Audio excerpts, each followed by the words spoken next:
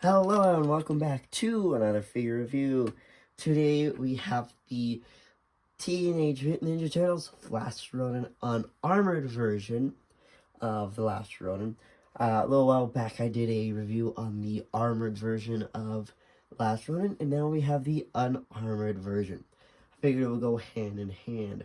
So here's the front of the box that shows the art style from the comic.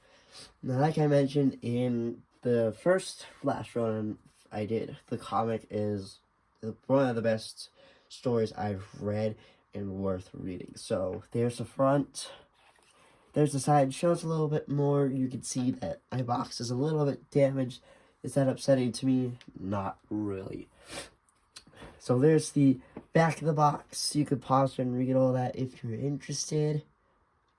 And obviously it shows the character a little bit better. Mine is just a little bit ripped. No big deal to me. Side of the box shows the main figure. Then you open it up and we got the character, and then the side shows the figure. Let's get them unboxed and have a look at them. Alright, so we got the figure out of the package, and this is what he looks like.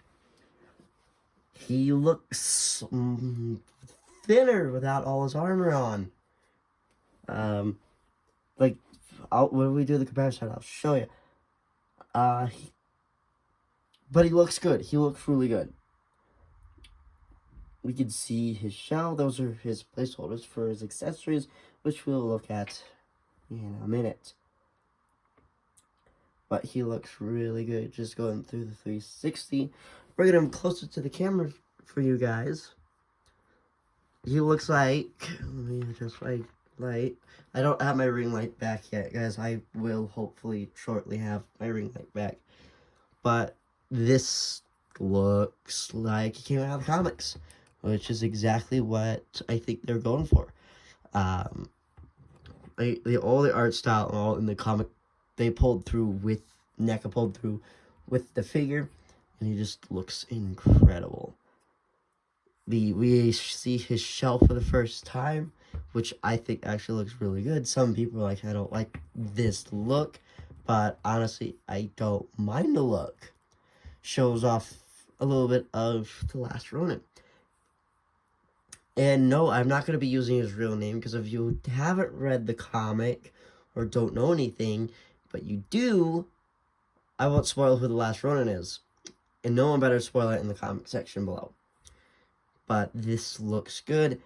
He comes out of the box with 2 fisted hands, and he looks really good.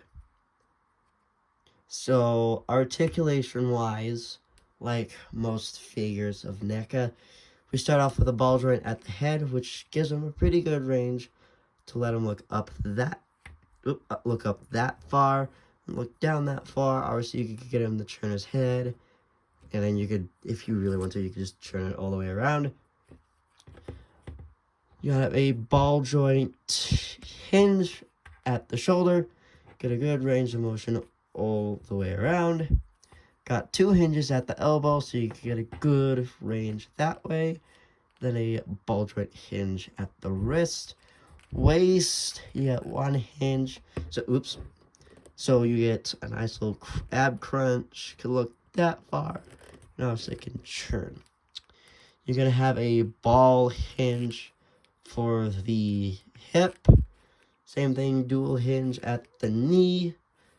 A little bit stiff, but not as stiff as the armored version. And then, just like the wrist, it's a ball and hinge at the foot. So you could get some very nice poses with them. And let's look at the accessories.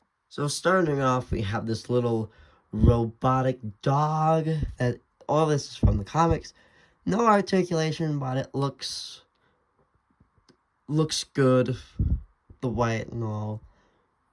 I kind of wish it was a little articulated, but I guess for what the size is, you can't, so it looks pretty good. There he is next to Last Ronin. We do have a separate headpiece. This one is a little bit of a meaner look. Looks good. I'll show you how to replace the head in just a minute. We also have one of these. I don't remember what it's called, but the armored version has one, and obviously the unarmored has one of these as well. We also have Donatello's broken sword. So the armored version has the regular, this is the broken version.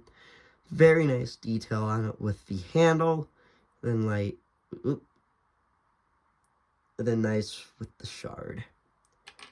We have Mikey's nunchucks. So these look good. Nice little chain so you can spin them around. Then we have Raph's sai. Looks good. I like the detail on it. So weaponry is almost the same as the armored version. And then we also have Splinter's diary. This is kind of a big part in the story, but there is. So this is Splinter's diary. It doesn't open, and I know, and I can see why they didn't, but it looks good. And then we get 4 of these, which I had to look up, and they say they're like throwing stars, but they're more like we're throwing knives. Yeah, I had to look it up. I thought they're like random spikes. I thought maybe they were broken when I got them, but no, this is what they look like. I don't know if I'll ever be using them. They're just plain old silver spikes. I think I'm going to lose them. Just nice and pointy. So hand-wise, just like the last one, except different hands, we have open hands. So we can do that or whatever. Focus. They look good. They got the little padding on them. So we get 2 of those. 2 grabbing hands, which look good. So he can grab his different weaponry. Oop. And then we have 1 pointy hand. Only 1 of these. So I'll show you what the figure looks like with all the different accessories on him. So here we have him with his spare head. The sai attached to his belt there. It's just a slide in. And then coming to the back, we have nunchucks on his back belt. We also have a spare one open. And that's those. So here we have him with his 2 grabbing hands and the broken sword. That's the side view. I will say the hands are a bit tight at first to get the sword in. But what you do, I think it looks pretty good. Here he is with a 1 open hand with the... Again, I completely blanked on what that thing is called, but there he is with that. And here he is with the nunchucks and the pointy hand. Just for reference, I'll put the book there as well. Accessories, I say, are really good for this figure, and I think it's time to get to a size comparison. So here he is next to his armored counterpart, and what I mean earlier that he looks thinner, he does.